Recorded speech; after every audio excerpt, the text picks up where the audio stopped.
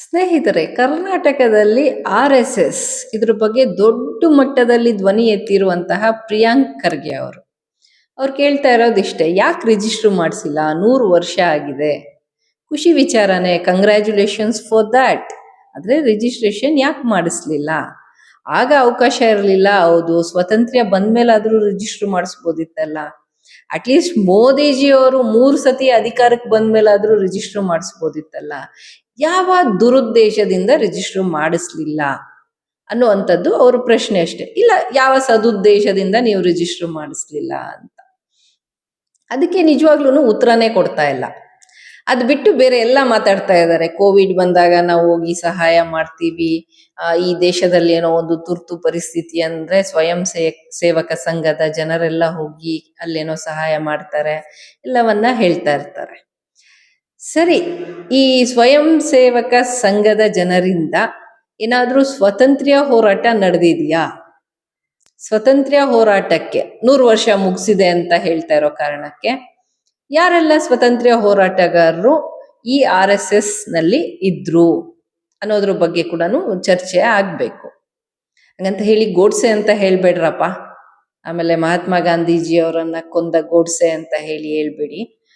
ಇದು ಬೇರೆ ರೀತಿನೇ ಚರ್ಚೆಗೆ ಹೋಗ್ಬಿಡತ್ತೆ. ಆ ರೀತಿ ಎಲ್ಲೂ ಕಮೆಂಟ್ ಹಾಕಬೇಡಿ ಅಂತ ಹೇಳ್ತೇನೆ. ಜೊತೆಗೆ ಇನ್ನೊಂದು ವಿಚಾರ ಏನು ಅಂತ ಹೇಳಿದ್ರೆ, ಈಗ ನಾನು ಕಂಡ RSS ನಾಯಕ ಮತ್ತೆ ನನಗೆ ನಿಜವಾಗ್ಲೂ ಅವರು RSS ಇಂದಾನೇ ಈ ಗುಣಗಳನ್ನ ಬೆಳೆಸ್ಕೊಂಡು ಬಂದಿರಬಹುದು, ಇಷ್ಟು ಒಳ್ಳೆ ಗುಣಗಳನ್ನ ಅಂತ ನನ್ಗನ್ಸಿದ್ದು ಅದು ಮಹೇಶ್ ಶೆಟ್ಟಿ ತಿಮ್ರೋಡಿ ಅವರು. ಒಂದೇ ವಿಚಾರ, ಒಂದು ಹೆಣ್ಮಗಳಿಗೆ ಅನ್ಯಾಯ ಆಗಿ 13 ವರ್ಷ ಕಳೆದಿದೆ. ಸೌಜನ್ಯ ಅನ್ನೋ ಹೆಣ್ಮಗಳನ್ನ ಇನ್ನು ಅತ್ಯಾಚಾರ ಮಾಡಿ ಆಕೆಯನ್ನ ಕೊಂದು ಮುಗಿಸಿದಾರಲ್ವಾ, ಈ ವಿಚಾರವಾಗಿ ಸತತವಾಗಿ 13 ವರ್ಷದಿಂದ ಕೊಂದವ್ರು ಯಾರು? ಇದ್ರ ಬಗ್ಗೆ ಹೋರಾಟನ ನಿಲ್ಲಿಸ್ಲೇ ಇಲ್ಲ. ಇದೇ ಬಿಜೆಪಿ ಏನು RSS ಸಪೋರ್ಟ್ ಇಂದಾನೆ ಗೆಲ್ಲುವಂತಹ ಬಿಜೆಪಿ ಪಕ್ಷ ಇವ್ರ ವಿರುದ್ಧ ನಿಂತ್ಕೊಂಡ್ರು ಇವ್ರು ನಿಲ್ಲಿಲ್ಲ. ಅಥವಾ ಇನ್ಯಾವುದೇ ರಾಜಕೀಯ ಪಕ್ಷದವರು, ಇನ್ಯಾರೋ ಪ್ರಭಾವಿಗಳು ಯಾರು ಇವ್ರ ವಿರುದ್ಧ ನಿಂತ್ಕೊಂಡ್ರು ದ ರಿಯಲ್ RSS ಮ್ಯಾನ್ ಅಂತ ಕಾಣಿಸ್ತಾರೆ. ಯಾಕೆ RSS ಅಂತ ನೀವಿವತ್ತು ಮಹೇಶ್ ಶೆಟ್ಟಿ ತಿಮ್ರೋಡಿ ಅವ್ರಿಗೆ ಟ್ಯಾಗ್ ಮಾಡ್ತಾ ಇದ್ದೀರಿ ಅಂತ ಕೇಳ್ಬೋದು. ಮಹೇಶ್ ಶೆಟ್ಟಿ ತಿಮ್ರೋಡಿ ಅವರು ಯಾವಾಗ್ಲಾದ್ರೂ ಇರ್ಬೋದು, ಒಂದು ವಿಡಿಯೋ ಬಂದ್ರೆ ಅವ್ರ ಬ್ಯಾಕ್ ಗ್ರೌಂಡ್ ಅಲ್ಲಿ ನೀವು ನೋಡ್ಬೋದು ಭಾರತ ಮಾತೆ ಮತ್ತೆ ಅವರ RSS ನಾಯಕರ ಲೀಡರ್ಸ್ ಫೋಟೋಗಳು ಇವೆಲ್ಲ ಕಾಣ್ತಾ ಇತ್ತು. ಆ ಕಾರಣಕ್ಕೆ ಹೇಳ್ತಾ ಇರುವಂತದ್ದಷ್ಟೇ. ಮತ್ತೆ ಇನ್ನೊಂದು ವಿಚಾರ ನೀವು ಗಮನಿಸಬಹುದು, ಹನುಮೇಗೌಡರು ಅಂತ ಹೇಳಿ ಬೆಂಗಳೂರಲ್ಲಿ ಅವ್ರು ಹೇಳ್ತಾ ಇರ್ತಾರೆ, ನೋಡಿ ನಾನು RSS ರಿಜಿಸ್ಟರ್ಡ್ RSS ಅಂತ ಈ ದೇಶದಲ್ಲಿ ಯಾರಾದ್ರೂ ಇದ್ರೆ ಅದು ನಾನು ಮಾತ್ರ, ನಾನು ಒಬ್ಬನೇ ಇರೋದು ಅಂತ. ಆದ್ರೆ ಇವರು ಬಂದಿದ್ದೆಲ್ಲಿಂದ ಅಂತ ಕೇಳಿದ್ರೆ ಇವರು ಕೂಡ RSS ಬ್ಯಾಕ್ ಗ್ರೌಂಡ್ ಇಂದಾನೇ ಬಂದಿರುವಂತದ್ದು. ಅಲ್ಲಿ ಏನು ಪ್ರಚಾರಕ್ಕಾಗಿ ಕೆಲಸ ಮಾಡಿ ಬಂದಿರುವಂತವ್ರೆ ಈ ರಿಜಿಸ್ಟರ್ಡ್ RSS ಹನುಮೇಗೌಡರು. ನಾನು ಇವರನ್ನ ಒಂದು ಆಪ್ ಅಲ್ಲಿ ಇಂಟರ್ವ್ಯೂ ಮಾಡಿದ್ದೆ, ಅಂದ್ರೆ ಮಾತಾಡಿದ್ದೆ ಅವ್ರ ಹತ್ರ 1 ಗಂಟೆಗಳ ಕಾಲ, ಮೋರ್ ದೆನ್ 1 ಅವರ್ ಮಾತಾಡಿದ್ದೆ ನಾನು. ಆಗ ಅವ್ರು ಹೇಳೋ ಅಂಥದ್ದು, ನಾನು ಶಿಸ್ತು ಅನ್ನೋದನ್ನ ಏನಾದ್ರೂ ಕಲ್ತಿದ್ರೆ ಅದು RSS ಇಂದ ಕಲ್ತಿದ್ದೀನಿ. ಬೆಳಗ್ಗೆ ಬೇಗ ಹೇಳುವಂಥದ್ದಿರ್ಬೋದು, ಒಂದು ಯಾವುದೇ ಡಿಸ್ಟರ್ಬೆನ್ಸ್ ಇಲ್ಲದೆ ಇಷ್ಟು ಉದ್ದಕ್ಕೆ ಭಾಷಣ ಮಾಡುವಂಥದ್ದಿರ್ಬೋದು, ಎಲ್ಲಿ ಪಾಸ್ ಕೊಡಬೇಕು, ಎಲ್ಲಿ ನನ್ನ ಸ್ವರ ಮೇಲೆ ಹೋಗ್ಬೇಕು ಕೆಳಗೋಗ್ಬೇಕು, ಎಲ್ಲಾ ವಿಚಾರಗಳನ್ನ ನಾನು RSS ಇಂದ ಕಲ್ತಿದ್ದೀನಿ. ಆದ್ರೆ RSS ಮೋಸ ಮಾಡ್ತಾ ಇರೋದು ನಿಜ ಅಂತ ಹೇಳಿ RSS ನ ಮಾಜಿ RSS ಅಂತ ಹೇಳುವ ಹನುಮೇಗೌಡರು ಅವರ ಸುಮಾರು ವಿಡಿಯೋಗಳಲ್ಲಿ ಹೇಳ್ಕೊಂಡಿದ್ದಾರೆ. ಇವತ್ತಿಗೂ ಸೋಷಿಯಲ್ ಮೀಡಿಯಾ ಪ್ಲಾಟ್ಫಾರ್ಮ್ಸ್ ಅಲ್ಲಿ ಅವೈಲಬಲ್ ಇದೆ. ಇವರು ಕೊಡುವ ಒಂದು ಕೆಲವು ಆಸ್ತಿಗಳನ್ನ ಇವರು ಒಳಗೆ ಹಾಕಿದ್ದಾರೆ RSS ನವರು. ಕೆಲವು ಕಡೆ ಆಸ್ತಿಗಳನ್ನ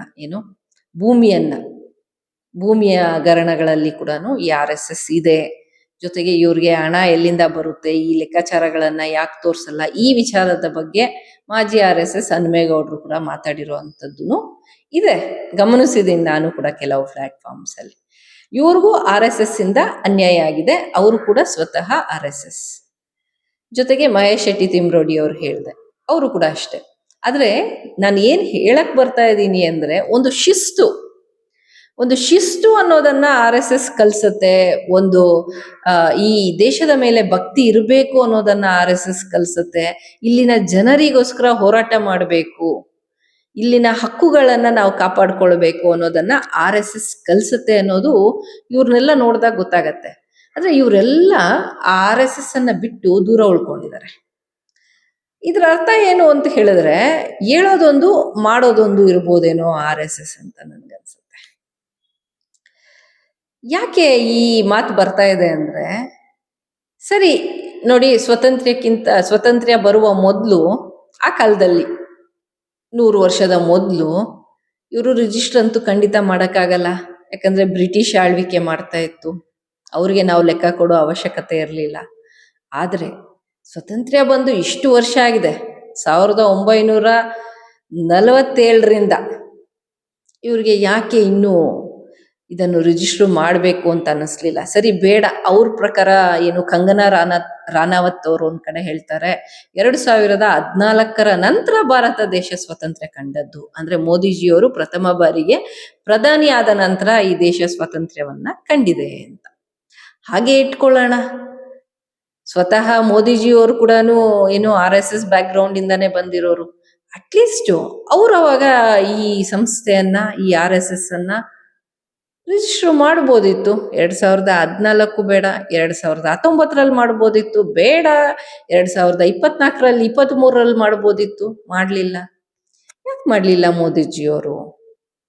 ಏನು ಇದೇನು ಸದುದ್ದೇಶನ, ದುರುದ್ದೇಶನ? ಇದನ್ನ ಇವರ ರಾಷ್ಟ್ರೀಯ ಅಧ್ಯಕ್ಷರಾದಂತಹ ಮೋಹನ್ ಭಾಗವತ್ ಅವರು ಒಂದು ಪ್ರೆಸ್ ಮೀಟ್ ಕರೆದು ಹೇಳಬೇಕು. ನಾನು ಮೋದಿಜಿ ಅವ್ರಿಗೆ ಖಂಡಿತ ಹೇಳಲ್ಲ ಪ್ರೆಸ್ ಮೀಟ್ ಕರೆದ್ಬಿಟ್ಟು ಹೇಳಿ ಅಂತ. ಕಾರಣ ಇಷ್ಟೇ, ಅವ್ರು ಪ್ರೆಸ್ ಮೀಟ್ ಕರೆಯಲ್ಲ. ಅವ್ರಿಗೆ ಮಾಧ್ಯಮದವರು ಅಂದ್ರೆ ಭಯ ಅಂತ ನಾನು ಹೇಳಲ್ಲ. ಗೊತ್ತಿಲ್ಲ ಯಾಕೆ ಅಂತ. ನಾನು ಏನು ಹೇಳಿದ್ರು ಅದು ಕಾಂಟ್ರವರ್ಸರಿ ಮಾಡ್ತಾರೆ. ಅದಕ್ಕೆ ನನಗೆ ಗೊತ್ತಿಲ್ಲ ಅಂದ್ಬಿಟ್ರೆ ರಗಳೇನೆ ಇಲ್ವಲ್ಲ. ಕರೆಕ್ಟಾ? ಯಾಕೆ ಮಾಡ್ಲಿಲ್ಲ ಅನ್ನೋದನ್ನ ಮೋಹನ್ ಭಾಗವತ್ ಅವರು ಇಡೀ ದೇಶದ ಜನತೆಗೆ ತಿಳಿಸ್ಕೊಡ್ಲಿ. ಸರಿ ಆಯ್ತು, ಕಾಲ ಏನು ಮಿಂಚಿಲ್ಲ, ಇನ್ನಾದ್ರೂ ಮಾಡ್ಬೋದಲ್ವಾ? ಕೋಟ್ಯಾಂತರ ಜನ ಸ್ವಯಂ ಸೇವಕರನ್ನ ಹೊಂದಿರುವಂತಹ RSS ಮಾಡ್ಬೋದಲ್ವಾ ಒಂದು ರಿಜಿಸ್ಟ್ರೇಷನ್? ಏನ್ ತಪ್ಪಿದೆ? ಈ ದೇಶದ ಸಂವಿಧಾನಕ್ಕೆ ಗೌರವ ಕೊಡಬೇಕು ಅಂತ ಇದ್ರೆ, ಈ ದೇಶದಲ್ಲಿ ಇರುವಂತಹ ಕಾನೂನುಗಳನ್ನ ಗೌರವಿಸಬೇಕು ಅಂತ ಹೇಳಿ ನಿಜವಾಗ್ಲೂ ಸದುದ್ದೇಶ ಇದ್ರೆ RSSನವರು ರಿಜಿಸ್ಟರ್ ಮಾಡ್ಲಿ.